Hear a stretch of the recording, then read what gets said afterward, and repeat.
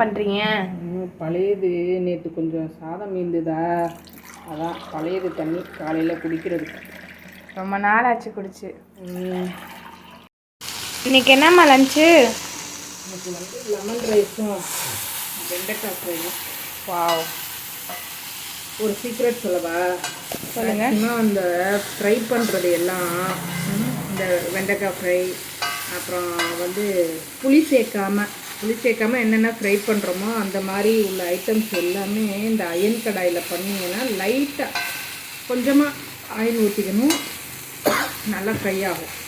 Lunch வந்து lemon rice, அப்புறம் வெண்டைக்காய் ஃப்ரை. இது வந்து சுண்டல் ஸ்நாக்ஸுக்கு. அதே தான் தம்பிக்கும். ஓகேம்மா.